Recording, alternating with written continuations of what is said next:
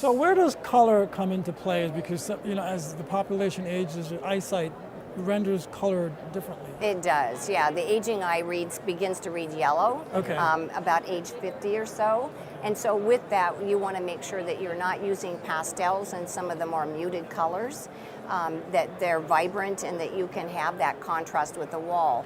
Behind us in this display, we have a clear lucite grab bar. So in this shower, it's not great that it doesn't have a contrast with the wall color because it's sort of a tone on tone.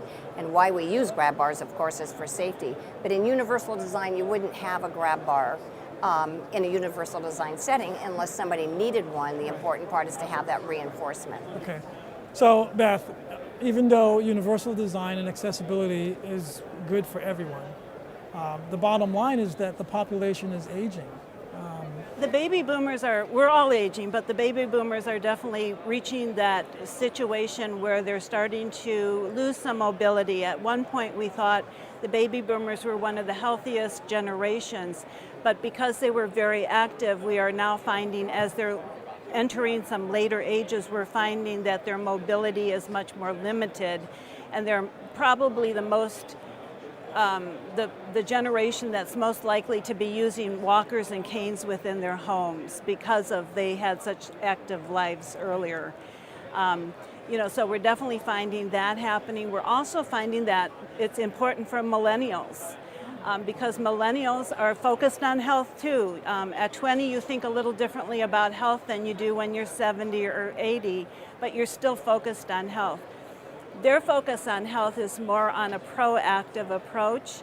It's a lot more about wellness and creating healthy homes so that they can sustain their health longer. They're seeing their aging parents having some health issues that could maybe have been avoided if they had taken some proactive situations if they were when they were 20 and 30. So we're going to be hearing a lot more about wellness homes and healthy homes, and we're going to be hearing a lot more about sensory homes. Engaging all of the senses has become a very health beneficial property, and also those sensory things becoming personalization and customization so that you can have the music in your house that you want, you can have the sound you want, you can have the smell that you want. You can have all of the experience, all the sensory experience within your home that you want customized. Can we back up a little bit? You mentioned the wellness home. Can you explain briefly what's in a wellness home? Wellness home is about downloading when you get in the door. It's about your house embracing you and welcoming you.